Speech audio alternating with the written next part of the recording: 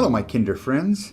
We're here to talk about the Earth and Space Science Performance Expectation, or PE, K-ESS2-1. Use and share observations of local weather conditions to describe patterns over time. As you can tell, this standard deals with observing the phenomena of local weather patterns. As mentioned in previous videos, we want to make sure that we use local phenomena as our engagement piece because not only is it something our kiddos have experienced and can relate to, but also because it allows us to connect new learning to something that they already understand. This connection to new learning transforms both ideas to higher learning levels and serves to help solidify both concepts. As always, a great place to start is by looking at the clarification statement.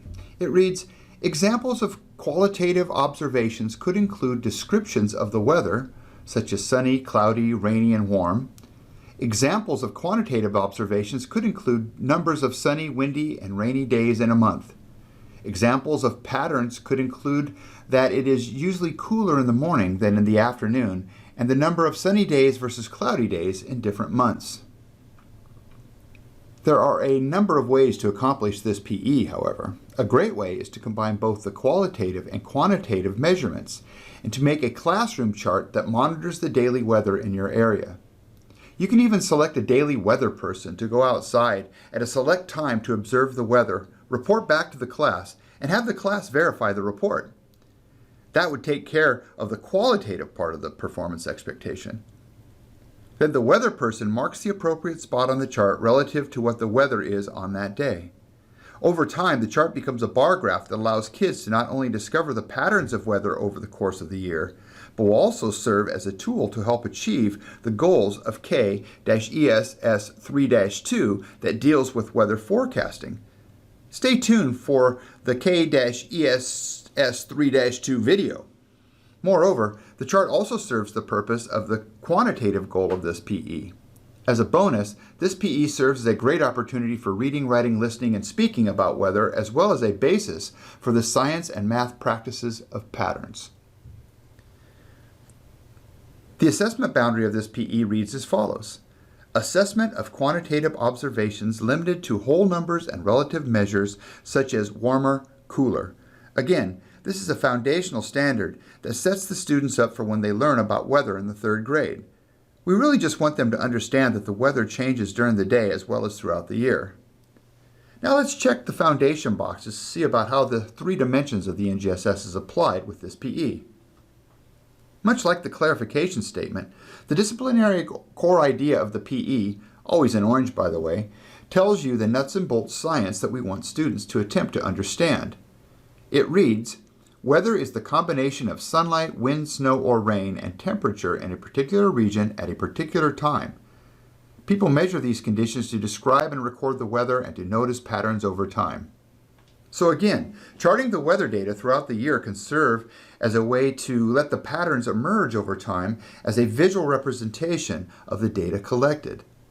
Not only visual, in this case, but the temperature could also be charted, which would serve as a quantitative measurement that would connect to students' observations.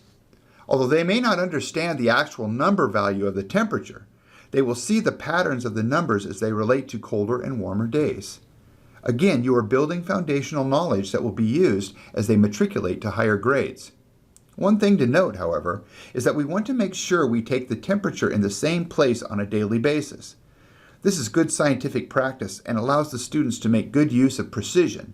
Again, something that they may not quite understand right now, but will be able to connect with later on and is a major concept in the science world. Of the 8 science and engineering practices, or SEPs, always in blue by the way, analyzing and interpreting data is the focus of this PE. So, we would want students to observe the weather chart as it develops over time and ask the students questions that can be answered by the chart. For example, if we started the weather chart at the beginning of school in August, by the end of August we could ask them what the climate was like in the month of August. Where we live in Southern California, their answer would most likely be sunny and hot. Also, when they tell you your answer, you could ask them how they know this information. Hopefully they will point to the chart. If not, you can facilitate the questioning until they come up with the answer.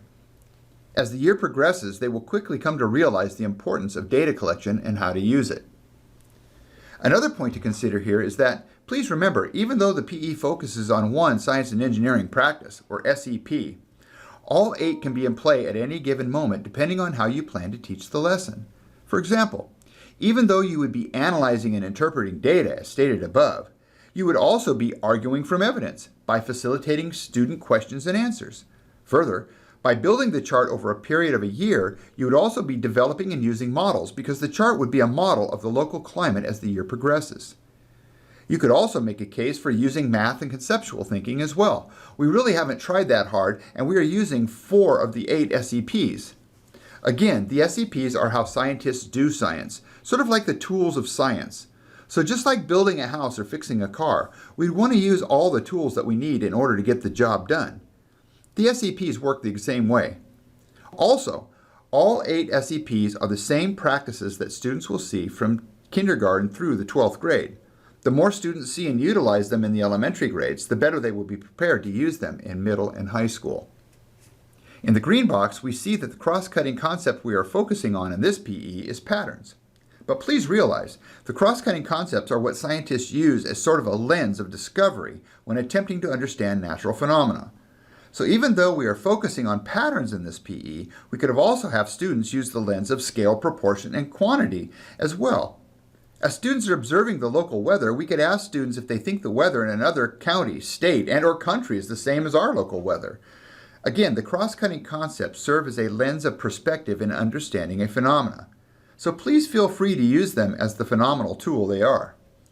In the case of patterns, we'd want students to be exposed to a number of opportunities to observe the weather. Morning versus afternoon, for example. You could even give them homework to have someone take them outside at nighttime to check if it's warm or cold when compared to midday. Also, like the SEPs, all 7 cross-cutting concepts are in play and are the same concepts that students will see through the 12th grade. The sky's the limit here, but the important part is to use your creativity and imagination in discovering fun ways for the student to attempt understanding on this PE. Lastly, let's take a look at the connection boxes of this PE. The first box shows no other connection to this PE in kindergarten. The second box shows that this standard will also be covered in 2nd, 3rd, and 4th grades.